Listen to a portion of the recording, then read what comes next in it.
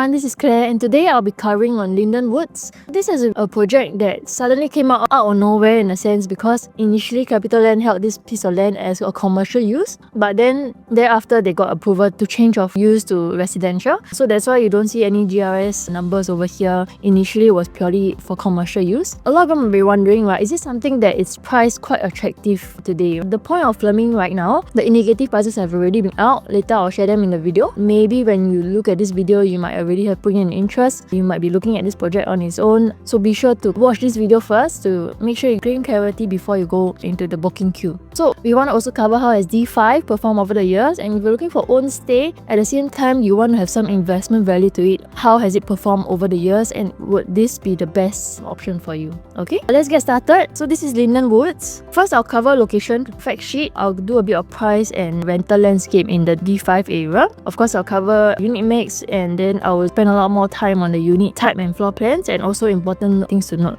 Okay, so this is Lyndenwoods. Is located right at Clement MRT. It's about 6-minute walk, fully sheltered to the MRT station. Of course, if you're talking about this area, all the way from Clement Road down to one of the area, you know that there are local schools, there are international schools. It's also a commercial hub. So you would think that the rental side of things, it might be more attractive for you to buy from an investment property point of view, because you know you get rental demand, right? You get people coming in from students who want to study here. You got professors and lecturers coming to teach in all these places as well. So they need accommodation, right? And it's a supply too little for this area at the moment, knowing that actually the one-off area has been growing and expanding in terms of the offices around the area. So these are the questions that you want to answer, and also for you to be able to know that if you're buying this for investment, will you be able to get a ready tenant easy? Right now we are drawing 500-meter radius from Lyndenwoods. It's not 1 km from Fairfield Methodist Primary School. It's not going to be confirmed until maybe next year, when in June, July, where we see the MOE website. But there is a chance that it's going to be 1 km from Fairfield Methodist, and that will be kind of like a draw. If you see some projects like Dover Park View, right, it's a very, very old 99 years, but because it's 1 km from Fairfield Methodist, it's actually quite sought after in terms of the transaction volumes and all that, even though it's old. So this is one thing to look out for in terms of location.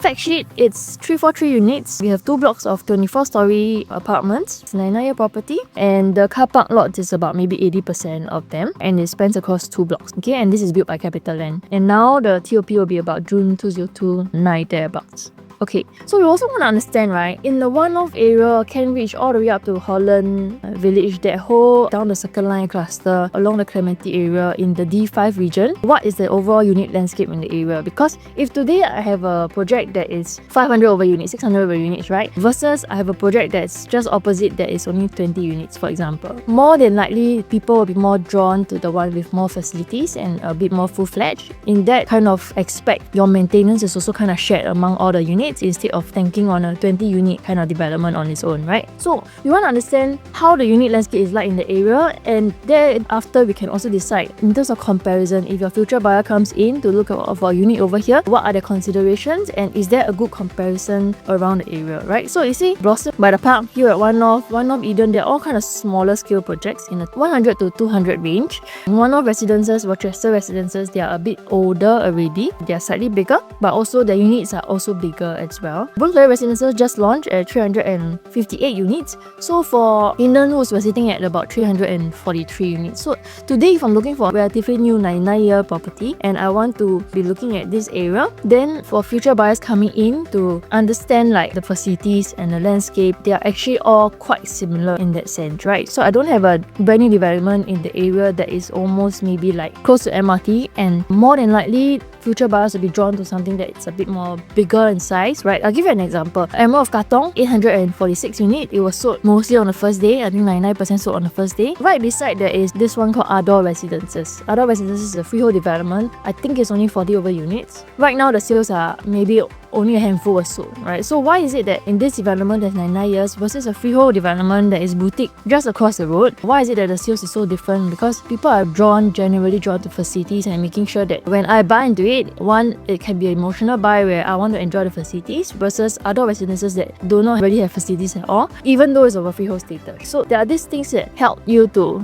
kind of understand where your future demand is going to come from, and there it will also see and affect your profits and your returns on investment. investment. Okay, so we want to cover the unit landscape, but we also want to look at what is the overall price landscape in D5 itself. Alright, okay, so I'll split this into two. One is Alta, Clermont, Park Clementis, and maybe Whistler Grand. So they are along towards the Clementi and the Jurong side, but there's also Bloomsbury that's just recently launched, and Momentum Park that is also at Cambridge MRT but not so walking distance, not so much amenities in the area. You kind of got to drive out. Same for Bloomsbury Residences. We see that it's from One North, but there is going to be a shuttle bus that takes you to One North. But geographically, if you want to walk out and get some amenities and all that, it's quite impossible. But at the same time, you see that the prices have already gone up to 2,476 per square foot. The reason why is about 43% sold right now, if I'm not wrong. It's also because in terms of entry level pricing that I want to get into, for example, if I want a 2-bedroom for 1.6 million, and in the market today it's very hard to find already. So for Bloomsbury Residence, it's good for entry people who are looking to just enter into a 2-bedroom, don't want to go for a 1-bedroom, just want an entry level 2-bedroom. Then Bloomsbury Residences still has that kind of option. So overall landscape is this. We have Bloomsbury Residences already transacting at almost 2,005 per square foot. Alta, of course, is also about 2,005 plus per square foot for mid-floor levels, and Momentum Park has already hit, in the resale front, already hit 2,003 per square foot. And then we look at overall price landscape in One North. We see Bloomsbury Residences is the one that is hitting about 2,500 per square foot right now, right? Momentum Park that has just launched before COVID period, we see that the prices have gone about 2,000 per square foot. Here at One North and Blossom by the Park, right now here at One North, Blossom by the Park, One North Eden, they're all kind of ranging around the 2,002 to 2,006 kind of per square foot already in the One North region. And the transactions later I'll show you for One North Eden, they're already transacting in the resale market because it's really TOP.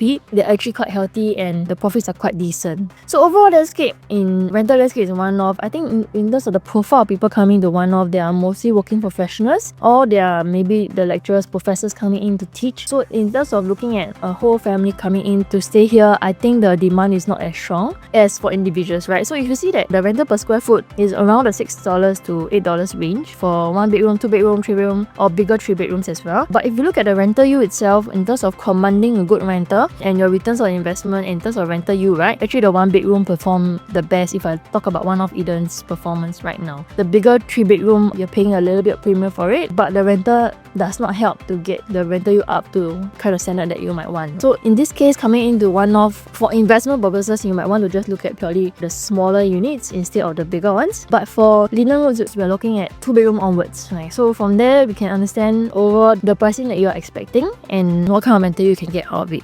Okay, unit mix. So they don't have 1-bedrooms here. They're only starting from 2-bedrooms at 635 square feet. Just to note, this is a non-harmonized project, so they include the aircon latch as well. Okay, then they also have the 2 plus study, the 3-bedroom, 3-bedroom plus guest, and 4-bedroom premium. After I break down into all the different unit types, I will be sharing in conclusion what the units that maybe you want to look out for and what the units that you may want to avoid.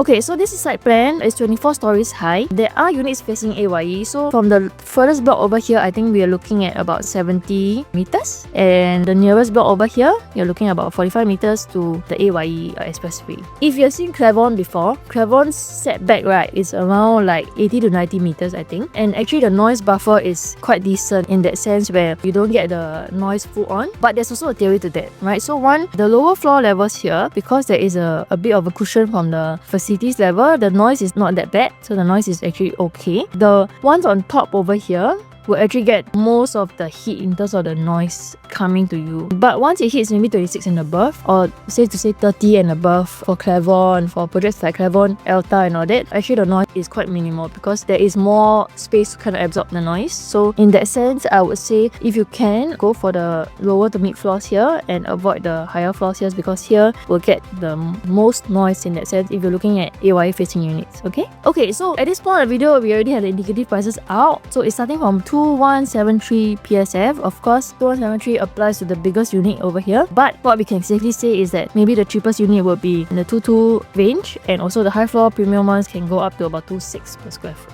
So let's zoom in straight to the floor plans. This is a 2-bed 1-bath layout. Like I mentioned just now, this is mostly like for a rental play. You don't have 1-bedrooms here. If not, the 1-bedrooms likely will give you more rental yield in terms of looking at the profile tenants coming in. But minimally 2-bed 1-bath. Later I'll go through the pricing and the price gap to look out for. Okay, but before that, let's look at the floor plan. So there are two 2-bed 1-bath units over here. One is when you come in, You get a full length window, so that gives a lot light to the room as well, and it helps to light up the kitchen as well. But for this one, it's going to be just walk in and then it's a full kitchen on the side, open concept. This is also open concept, but you have more light coming into the room itself. So between the two, I would choose this one instead of this one for first choice. This one will be second choice. But at the same time, in terms of looking at rental play, right, if you're looking at rental for investment, I think the best is just to go for the lowest entry price one, because for the tenant point of view, it doesn't really matter. It's a 2-bed 1-bath and it's maybe like a short term 2 years 3 years kind of stay. It may not really matter whether I got a full length mirror or not. That's why I think that from 1.4 million, it will be for this layout instead of this one. This one will actually have a bit more premium on it, right? So you have to decide at the point of the queue, right, what's the price gap, what's the price difference between the two, and then decide how you want to enter. So there are a couple of theories with that. If for the same floor level it's going to be about 100 PSF more, then I will go for the smaller one, and this is purely for an investment point of view. But if your own stay, then I would think this one will be a bit more comfortable in terms of bringing the light in, and for next time for future buyers coming in for own stay, this will be a draw as well. Okay, so we come to the 2-bed 2-bath. This is a typical dumbbell 2-bed 2-bath concept where you come in, there's a kitchen, open concept on both sides, and then you got master bathroom and bedroom 2 over here. So this is quite a typical 2-bed 2-bath concept that you see in today's market, and it's going for 1.6 to 1.64. If you ask me, would I go for Lyndenwoods 2-bed 2-bath or Bloomsbury 2-bed 2-bath that is off around the same price, and Bloomsbury one is slightly smaller, even though it's a harmonized project. So maybe you add together is about the same in terms of the space, right? I would still go for Lyndenwoods because in terms of price point and something that's near MRT, I think this one will be a good choice. So what's the price round coming in from 2-bed 1-bath to a 2-bed 2-bath? So today if I'm entering at 2-bed 1-bath at 635 square feet at 2003 per square foot, versus if I go for something that is 721 square feet 2-bed 2-bath, in terms of the price difference, right, it's about 190k, and it's 200k lah, basically, for additional 86 square feet of space.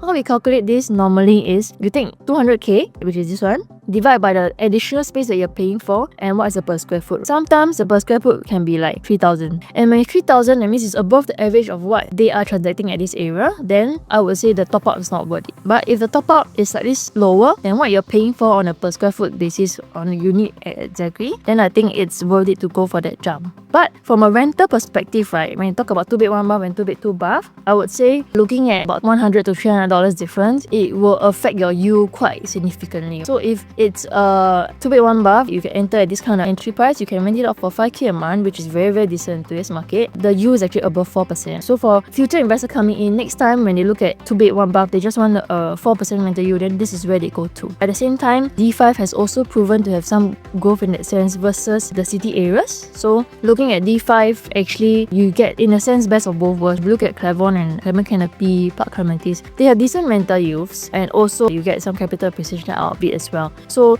I think this area is still good to invest, but of course you need to be able to choose the right one out of the lot and make sure that you can maximize both sides, both from the rental yield perspective and also from the capital appreciation perspective. So from a 2-bed 1-bath to a 2-bed 2-bath, putting about a $300 difference in that sense, it can be $100, it can be $200. If you see selling residences, the price gap between a 2-bed 1-bath and a 2-bed 2-bath is almost about 300k if I'm not wrong, or 250 to 300k, but yet the rental is the same at about 4,000 to 4,002. Then it makes sense to go for a 2-bed 1-bath from an investment point of view, because the units there can get you that 3.8% kind of yield and yet still have some appreciation to go. Okay, so there's one theory to kind of think about as you are looking to buy something small for investment potentially. The yield will make a bulk of your decision making, and also if you can get some capital appreciation out of it, then why not, right? So that's why D5 has proven to get both of that, and in a good way, of course. Okay, so this is the profitability of 2-bed 2-bath at One North Eden. So for 2 bedrooms over here, or so at almost average by 1.7 to 1.8 million. They made decent profit over the past 3 years of holding period at about 200 plus K. So annualized profit, gross profit is about 4 to 5%, which is very decent in here, especially during the whole COVID period. So to make it a little bit more conservative, I would say that if you want to get this kind of profit that you see for 2-bed 2-bath units over here at Lyndenwoods, you should be looking at maybe 5 to 6 years conservatively.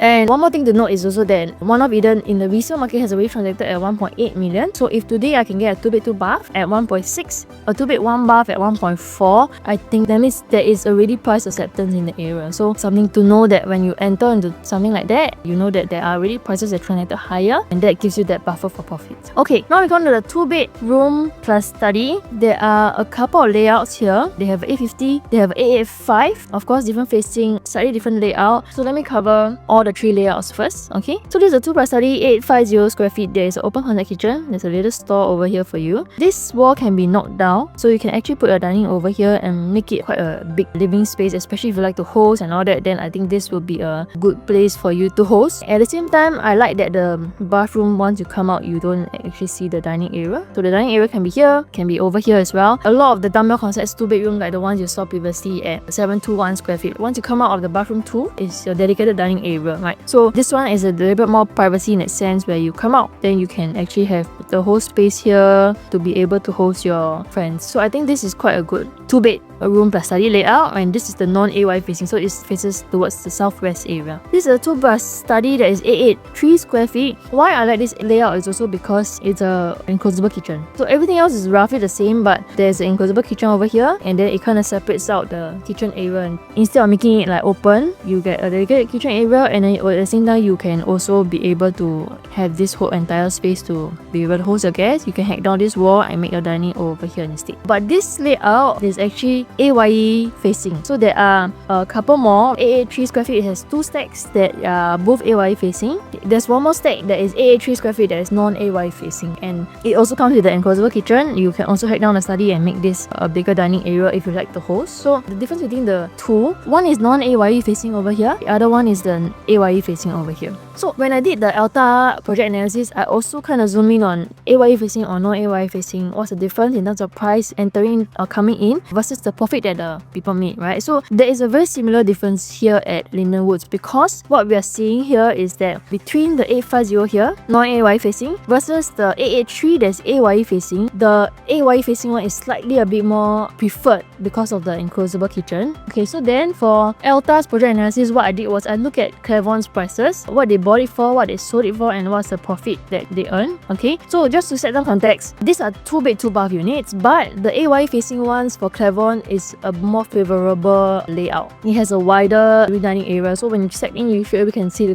the difference between a non-AYE facing unit and a AYE facing unit. So this is an example of a low floor AYE facing and non-AYE facing unit. The AYE facing unit on the same floor, second floor, okay, just different stack, different layout. The entry level price that the first owner bought it for was higher because of the layout, but when they sold it, the AYE facing actually made more profit. So the AYE facing one made 32k more, and this is for 2 bedrooms. So my hypothesis here is that for 2 bedrooms, people are looking for mostly own stay, 2-bed 2-bath, right? When they come in for own stay, they want to be able to feel that they like the space and they are willing to pay a bit more for it. That's one. And 2, they can compromise on the noise in terms of looking at AYE side. So we want to study in terms of noise and facing, right? Is there a difference? So for mid-floor units, exactly the same setup over here. AYE facing units are better in terms of layout. The non-AYE facing not so good. So AYE facing one actually paid a bit more for the same level, and then you see that actually the AYE facing one profit a bit more as well. So one is that the entry price is higher, but yet they can sell it higher than a non-AYE facing one. So in this case, same thing, same theory as what I mentioned for 2-bed 2-bath, especially if you're looking at layout is a bit more important because there are people coming in to buy for own stay, instead of looking at just purely like non-AYE ones better, because this has proven 3 occasions looking at high floor as well that the AYE facing one, because of a good layout, people coming in for own stay, they can compromise a little bit on the space to buy into the unit. So then you see that the high floor AYE facing unit also actually made more. So on the end, right, I want to kind of share this returns on investment theory that I shared in my Alta video as well. Alright, so for Forret, so I sold this unit over here, Forret 2-bed 2-bath facing the tennis court. The owner bought it at 1.117 mil versus another unit that is facing the pool and the lawn. The owner actually paid 70k more. And how did it fare, right, in the resale market? So an investment put in for a 1.17 mil at 25% is about 280k.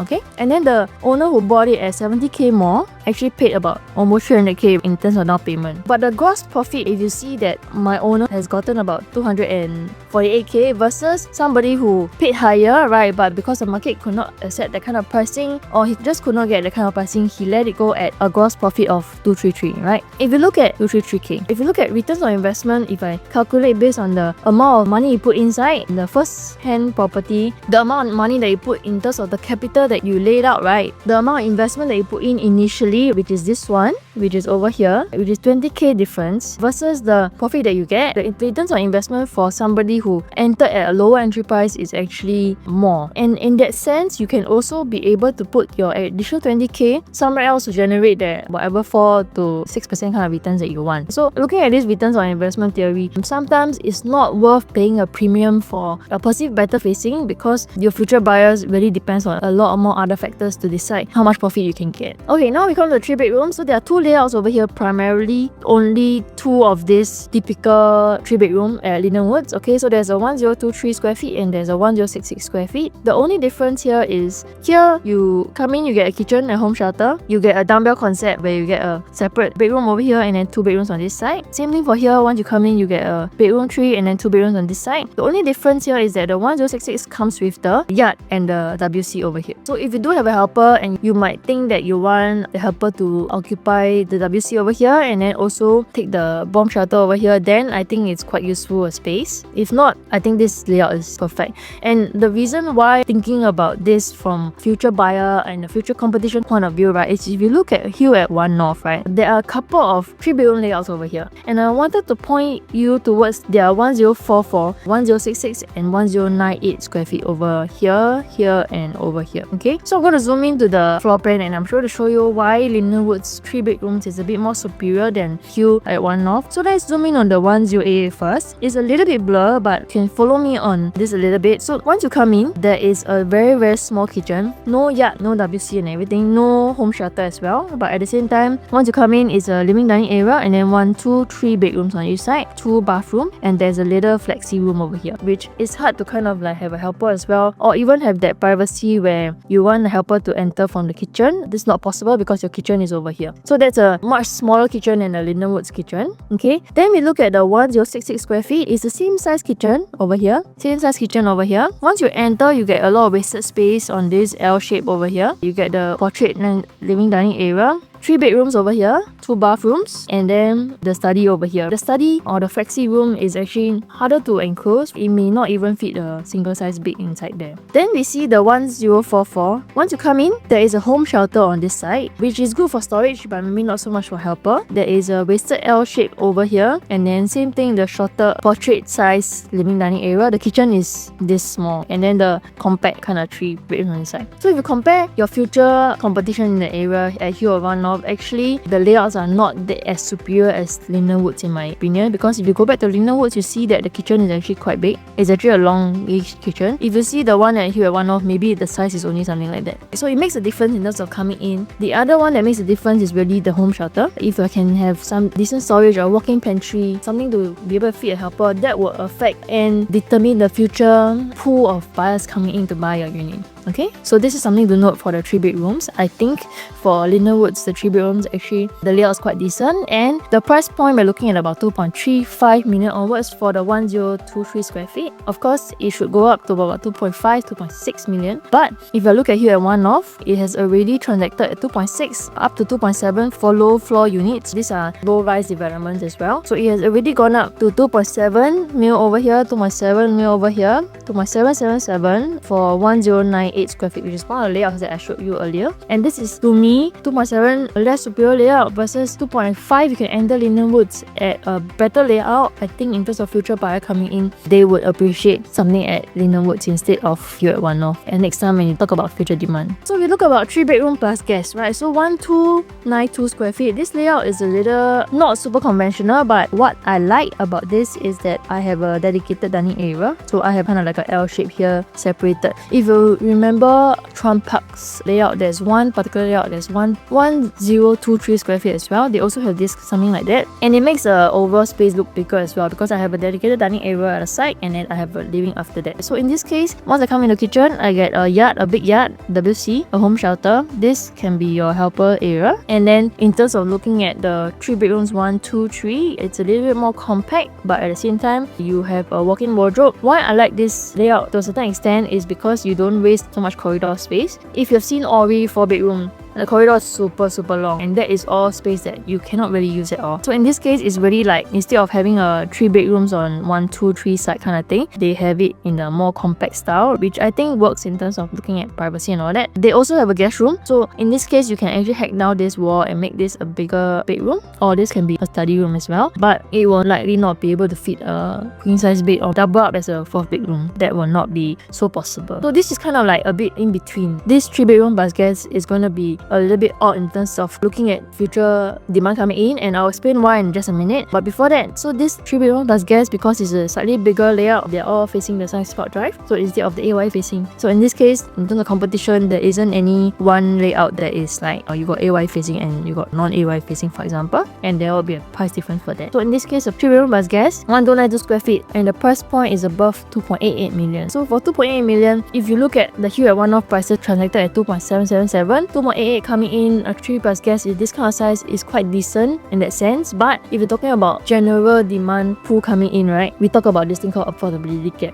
Okay, so today if I my D5, right, I have a typical HDB upgrader coming in selling the Clement 4-room HDB. So right now, if I look at the typical 4-room prices, they are about 1 mil. The latest transactions 1 mil. So assuming I sell it at 1 mil, I bought it at 450k. Very conservative. My estimated proceeds plus whatever CPF that I have already accumulated in that 5-year period of staying there, I would have earned 360k and also maybe accumulated 150k of CPF in my CPF account. I would have about 800k in terms of proceeds to be able to dump and invest in my next property and upgrade. So today if I buy Lyndenwoods and I want to be able to make a 400k profit, I want to sell the HDB upgrader coming in. So today I buy it 2.38 mil for Lyndenwoods at 1023 square feet. The starting price is 2.35. So if we buffer a little bit up, I buy at 2.38 and I want to be able to sell at 2.78 mil. For the down payment plus buyer stamp duty, it comes up to about 800k as well. So for a typical 4-room HDB upgrader coming in, sell the HDB at 1 mil, I get my estimated proceeds. I do not need to top up any cash to be able to buy Lyndenwoods at 1.8 million. So this is very doable. And the reason why I may not encourage the 1292 square feet one is because of this reason as well. Because for a typical upgrader that you want to target for a future buyer coming in, I want to be able to help them in a sense exit and come in with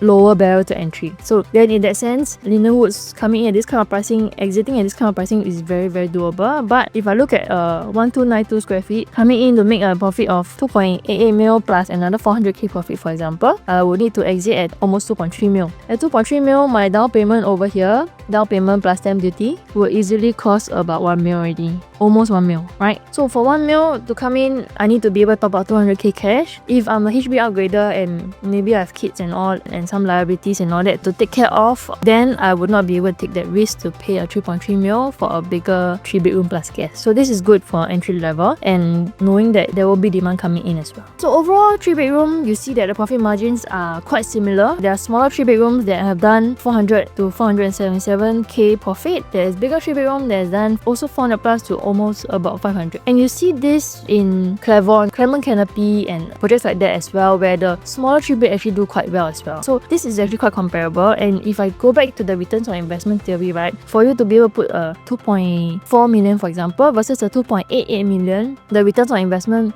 should likely be higher for the smaller one. So I would say that the 1292 square feet will be a little bit sandwich in between. But if you can go for the 1066 I think in terms of return on investment, it will be still more worth it. But of course, like what I mentioned just now when I talk about profit margin for 2 bedroom at one of Eden, these are the profits that you get for the 3 bedrooms. But I would say in terms of holding period, we should be looking a little bit more conservative this time out at 5 to 6 to 7 years for you to be able to get this kind of profits, right? So that's why the annualized profits might be a bit lower, just to take a more conservative approach because we're not in COVID days anymore. But you should be able to get this just a longer time. Okay, then the last one, we've come to the 4 bedroom. This is a 1646 7 square feet, coming in at 3.58 million. So this one comes with a private lift lobby. Once you come out, you get a kitchen. Over here, you can make a glass door to kind of enclose it. But the good thing is maybe when you're preparing your food and all that, you can actually look through to your living dining area all the way to the balcony side. So it's quite a nice view to look at. And then they have a separate WC yard and home shelter, right? So this is kind of like from the back door, you come in. This can be your full dedicated helper area if you want to give her some privacy as well. Then there's a junior master, 1, 2, 3, 4 bedrooms, right? And then 3 bathrooms, right? So there's also one more thing to note about this. Sometimes for 4 bedrooms, you see there's only 2 bathrooms and 1 WC at the back. For 4 bedrooms, mostly people would likely appreciate a bit more bathrooms to look at, because let's say if you buy a 4 bedroom, you probably have like 2 to 3 kids. You don't want to be chasing after the bathroom all at the peak hour in the morning and night. For 4 bedrooms, I like the layout that it has 1, 2 and the master bathroom as well. So there isn't like much need to kind of fight over the bathrooms, right? So there are units that are 4 bedrooms but only 2 bathrooms. That is something that maybe you want to avoid, but also depends on where it is and what's the demand like in the area. So if we talk about 4 bedrooms, right, in the area, we also want to understand what's the supply in the area, because the supply will kind of determine what kind of demand you can get from a frequency level. So for example, if you look at one-off area, Blossom by the Park, you have 4 bedrooms at 1,003. Actually, if you look at all these 3 projects, right, the 4 bedrooms are actually quite small and the supply is not that much. Rochester Residences, they are bigger, super big, and only 2 units, right? Bloomsbury Residences, 1,421 square feet at 38 units. So overall, the supply of 4 bedrooms is not that much, but we also want to know that because the supply is not so much, the demand coming in, if there's a demand and there's healthy demand coming in, then you will be able to make the most out of it. So this is one example that I can share with you where how a big unit and low supply unit can help to kind of boost up your profit margins. Okay, so this is Treasure at Tampines over here. If I draw a 1 km radius outside of Treasure at Tampines, I only see Treasure at Tampines, East Point Green, Manhattan and Modena in the CMA area, and only East Point Green has 5 bedrooms. Okay, if you look at the supply of 5 bedrooms at East Point Green over here, the 5 bedrooms have only 8 units. So what's the result of low supply and high demand? If there's an area that really commands that kind of demand of bigger unit in this area, then you see that at Treasure at Tampines, for all the 5 bedrooms, right, they profit from 600 all the way up to almost 1 million. Another example is Jadescape. If I pull out a 500 meter radius, there are quite a number of projects, but if I look at the ones that have 5 bedrooms or 4 bedrooms even, right, it's actually only Xinmin Plaza, and the rest have all like not much 5 bedrooms in the area, and they're also slightly older. And you see that Jadescape for 5 bedroom, 4 bedroom demand, actually even the 4 bedroom over here has made about 1.18 million in a span of 4 years. So understanding the supply for bigger rooms is important for you to know if you have somebody coming in to want to buy a 4 bedroom, and then let's say for example of Lyndenwoods, right, there's only 1 stack of the 4 bedroom and there's only 24 stories, so there is only 23 units selling, for example. And we know that for 4 bedrooms, some people are buying for own stay, and maybe you decide that after 3 years later you want to sell it, you have changed your plans, you want to sell, there may be only 2 units out for sale. And when there's only 2 units out for sale and there is people coming in to buy, then they'll be willing to pay a bit more. And this is a situation that I'm facing right now with another buyer of mine at Jadescape as well. We're looking at something that is of a low supply but high demand. Whenever there's a listing that comes up, there'll be a lot of people coming to view and making an offer for it, and then that is where the first owner can make the most out of it. So in this case, when we see the one-off area, we don't see a lot of bigger 4 bedrooms in the area, but of course entry price is important. We want to understand if there's people coming in to pay that 4 million, for example, to this. So there's a different play of factors over here, but more importantly, as a summary, let me start from the 4 bedrooms here first. The size is actually quite attractive and rare, but you kind of have to adopt a half stay, half investment strategy for this, right? So it may take a while for you, if you enter at 3.8, 3.6 mil, for example, for you to be able to exit at 4.1 to 4.2 mil. It may take a while for the buyer to come by, because at 4.1 to 4.2 mil, there may be some other north side or far east side landed that I can look up for instead of coming here. So of course, this one will take some time, but because of the low in supply in the area, once there's a unit that comes up, there may be demand coming in to buy that unit as well. Before I end, just quick summary of different bedroom types and what I'll look out for. The 2 bedrooms, if you're looking for rental, purely for rental, go for the smallest one, and the good layout one. If the price gap between the good layout, the open window one, and the one that is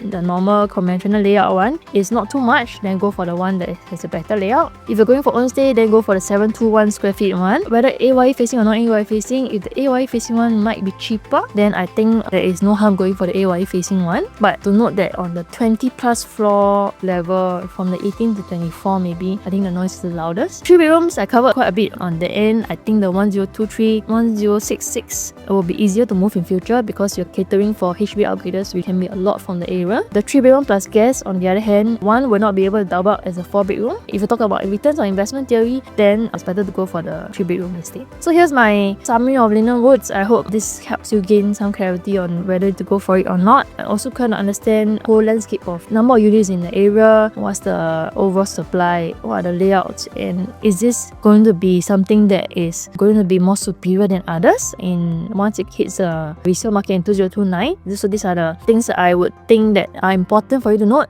coming into Lyndenwoods. So if you still have any questions, and I know there can be a lot of questions in your mind whether this might be the right choice for you, you can also pause this video and scan the QR code and WhatsApp me directly. If you have any other questions, check out my socials, or you can just give me a call directly as well. Okay, so this is the end of my project analysis for Lyndenwoods. I'll see you in the next one. Bye.